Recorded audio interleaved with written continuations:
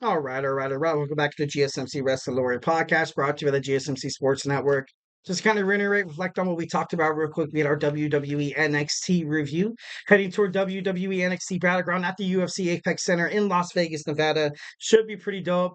But before we move on any further, I want to remind you guys to use the tips and donations link at the GSMCpodcast.net. Shoot me your questions. Tell me what you like. Tell me what you don't like about the show. Give me some of your predictions. Give me some of your feedbacks, some of your feelings toward what I have said on this podcast. And you remember, feedback is a gift. Feedback is a gift here at the GSMC Sports Network. We do love a lot of peace, love, and positivity here. 1,010%. Remember, the link is at the GSMCpodcast.net. So that's going to dig on into our segment two. We're going to talk about AEW Dynamite preview. So let's go ahead and dig right on into it. We are live tonight in the Blue Arena in Loveland, Colorado, building toward Forbidden Door, June 30th. MJF returns, and obviously that's a big deal because MJF, it was a huge reason why AEW was able to kind of stay up in terms of rankings, in terms of the WWE and stuff like that. So it's cool to see, it's cool to see him up there, doing his thing. What's next for MJF? What's next for MJF? What could possibly be the reason for his return? What's his status?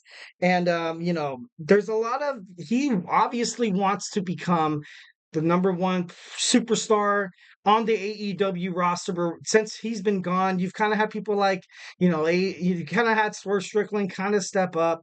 You had, well, Adam Copeland's kind of injured right now. But then you have kind of guys like Orange Cassidy kind of biting at the bits. You have Will Ospreay. You also have the Undisputed Kingdom's Adam Cole, which, basically I feel like it's kind of a distraction. Adam Cole is not ready yet to return, but he still wants his revenge on him. So there has to be probably, there's got to be something. Maybe MJF comes out tonight. He's probably being, harassed by the Undisputed Kingdom. Maybe Warlord wants to fight him at Forbidden Door just for some reason or something like that. Next, we're going to see Swerve Strickland put his title on the line against Roderick Strong. Roderick Strong has recently lost his AEW International Championship against Will Ospreay at AEW's Double or Nothing at the MGM Grand in Las Vegas. I don't understand why he really has a title match at this point. I love Roderick Strong. Definitely loved what he did in WWE NXT. And ever since he kind of made it to the AEW roster, he's been strong. He's been Roderick Strong. He's been all over wrestling. He's been all over New Japan wrestling. He's been in Ring of Honor. He's basically been through it all. So definitely can't really diminish his experience factor in terms of that. But AEW World Heavyweight Champion Swerve Strickland is still kind of cementing his legacy. Not that he has to. He's defeated Christian Cage, Samoa Joe, top prospects, top superstars, top main cards in terms of all elite wrestling. So I think Swerve Strickland really has nothing to prove here. I think he's going to win this match pretty comfortably. But, throughout the weeks, you can count on the Undisputed Kingdom to kind of soften them up, mostly because they do have the numbers and, kind of like what you've seen after, he was kind of left by the Mogul Embassy, by the patriarchy, where they kind of kept, mugging him and mugging him and mugging him, kill switch. You had obviously, Christian Cage and stuff like that. So he's all by himself. So Swerve Strickland is definitely probably going to get targeted by the Undisputed Kingdom. Should be pretty interesting to see what happens tonight on AEW Dynamite. And that also makes me kind of think of it as well. Like, does Will Ospreay want such a fair match? Kind of, his MO, kind of like what he wants in terms of, AEW. He wants to fight the best.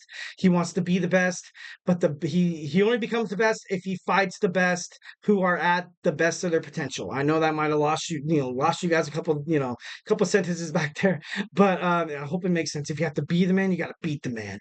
And I think Swerve Strickland is definitely the man in AEW. And I think Will Ospreay wants to prove himself. He wants to prove it to the fans, and he wants to prove it to the company that he can hold the most prestigious title in terms of professional wrestling, the AEW World Heavyweight Championship. So next we have Mariah May and Saraya finally go one-on-one. Their match was bumped last week, so can't wait to get into that. The Blackpool Combat Club of Jon Moxley, Bryan Danielson, Claudio, and Wheeler Yuta will fight the CMLL of Velato Jr., Magnus, Regito, and Esfringe. This should be pretty interesting. A lot of people think they are. There is a lot of speculation of this match heading toward Forbidden Door. So there could perhaps, there could be like a rematch, or there could be, maybe you can break the four guys up. having these guys fight, one on one would be absolutely badass. Obviously, you have John Moxley fighting at Dominion in New Japan Professional Wrestling on Sunday, so it should be interesting to see if he can defeat Evil to retain that IW PG championship. But who knows? Who knows? So next we have Samoa Joe advised Hook last week to kind of back off. Samoa Joe recently said in an article in an interview that he's ready to make his jump back into the heavyweight title picture, back into the main cards. So it should be interesting. You had Samoa Joe advised Hook to back off Chris Jericho to Learning Tree. Hook was outnumbered 3-1, so this wasn't really kind of like a huge, decision made by Hook, because it was like, hey, dude, like I was down. It's not that I'm listening to you so much that you like advise me to go. Like, don't credit yourself. Don't fancy yourself too much, Joe. So I'm smarter than that. I wasn't going to do it anyway. I just kind of wanted to see their cards on the table. So now you have the bounty hunter, you have Chris Jericho, and you have Big Bill, all part of Learning Tree. Chris Jericho continues to grow, continues to have his show, further and further and further. You have these guys that just keep contributing to his, to his actions, to kind of what he ultimately wants to accomplish in AEW. So, and it also makes me kind of think. It makes me think, like, I know who Samoa Joe is. I know who Samoa Joe. I've watched Samoa Joe through and through through TNA, through WWE NXT, and it's not that easy to trust Samoa Joe. Samoa Joe could possibly be, giving maybe, Chris Jericho perhaps kind of teeing him up for this eventual, probably Wolfpack pouncing that the Learning Tree will bestow on Hook. Just Samoa Joe finding out he wants to make it back into the title picture. Why not the FTW championship? Why not? If he set it up Hook for an attack, it would be kind of Joe's MO here. I don't know. Or, he's trying to take out Hook to have a one-on-one match with Chris Jericho at Forbidden Door. That's my opinion. Next, we're going to see Mercedes Mone address the NJPW Strong Women's Champion Stephanie Vaquer. They're going to fight at probably Forbidden Door. I can kind of see that happening. I don't know if it's for the titles, so to speak, but Mercedes Mone, ever since she became the champion at Double or Nothing, she's kind of had a huge target on her back.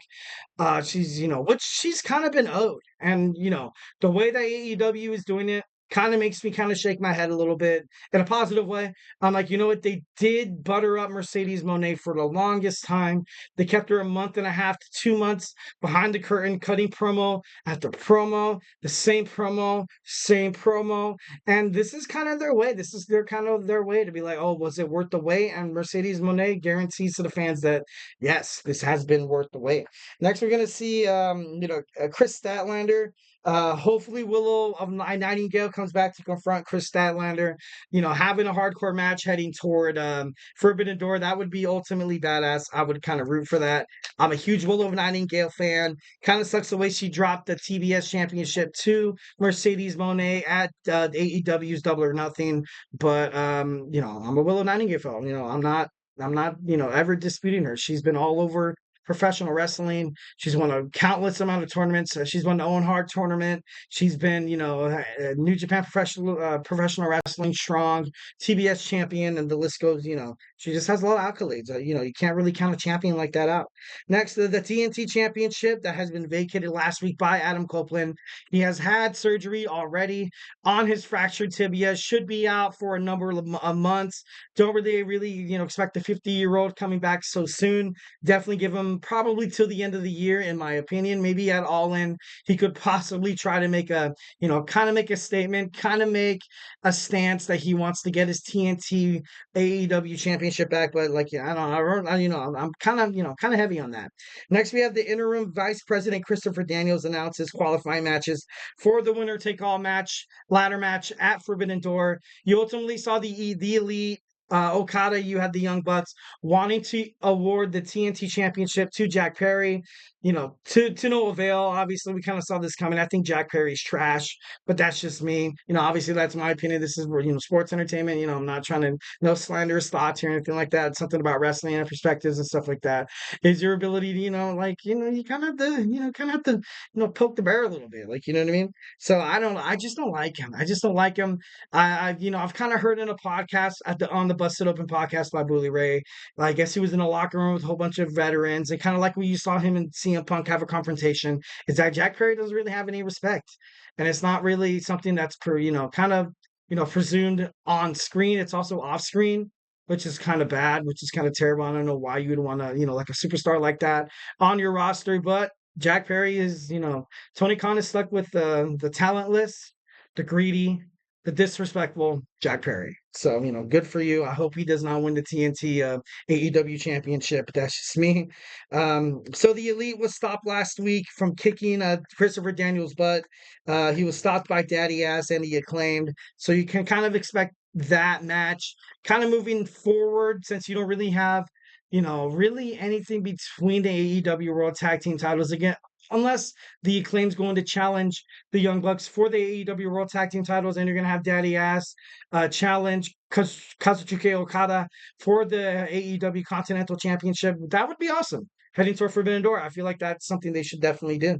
Orange Cassidy rejected Don Callis' offer. Obviously, he was attacked by Trent Beretta. Trent Beretta wants a freshly squeezed Orange Cassidy to know that he is not going anywhere. He's going to keep fighting. With a loss, it doesn't matter. He could be beaten, doesn't matter. He could be busted open, it doesn't matter. Trent Beretta is here to stay, to make Orange Cassidy's life in professional wrestling a living hell. Next, and lastly, we have Daniel Garcia, wants to be the next AEW International Champion to try to defeat Will Ospreay. So it should be interesting to kind of see what happens with that, with AEW Dynamite airing right now.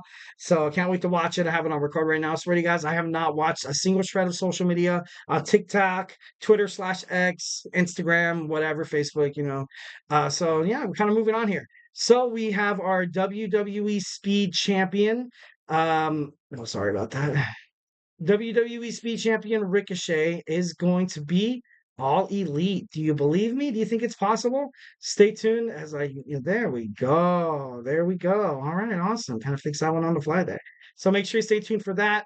Stay tuned during this break. Absolutely pretty awesome. So yeah, let's see if Ricochet will go to AEW.